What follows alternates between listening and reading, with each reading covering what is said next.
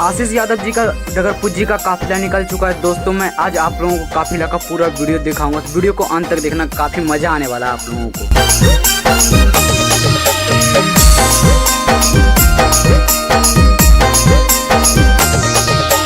जमुई जिला के छौड़न के बिगड़ल है चाल है।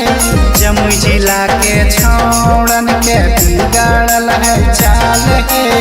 रहिया चलन में छौड़ा मीस दल है गाल है। रहिया चलन में छौड़ा मीस दल है गाल है। जमुई नवादा के छौड़न के बिगड़ल है चाल है। जमुई नवादा के आशीष यादव जी का जो शादी हो रहा है वो इसी घर में हो रहा है। भाभी जी का घर यही है और अभी जो है मंदिर जाने का रास्ता इसी साइड से है, भाभी जी के घर के बगल से ही। तो इसीलिए जो है इस साइड से ही जो है जाना होता है। तो रास्ते में उनका घर मिल गया तो अपने को दिखा दिया।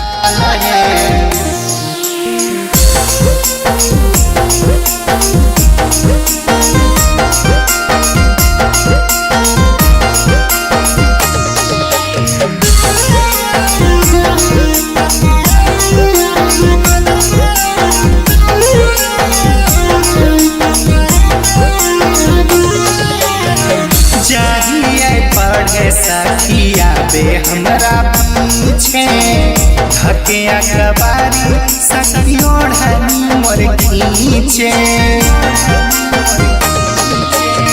चाहिए पढ़े सखिया बे हमरा पीछे धकिया कबारी सखी ओढ़नी मोर खींचे। मारे स्टाइल सखी लागा है कमाल है। मारे स्टाइल सखी लागा है कमाल है। रहिया चलन में छौड़ा मीस दल है गाल है।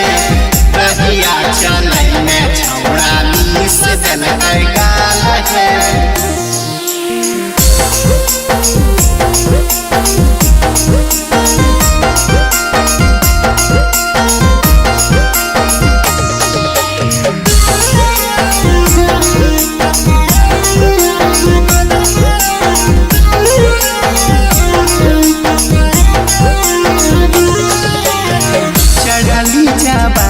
हमर करी जल कैना सहे।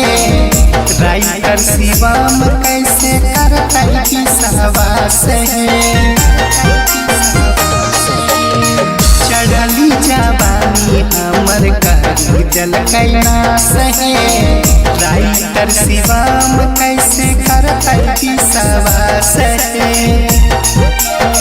देखी मोर सामान भेलै दीपक निगम बेहाल है। देखी मोर सामान भेलै दीपक निगम बेहाल है। रहिया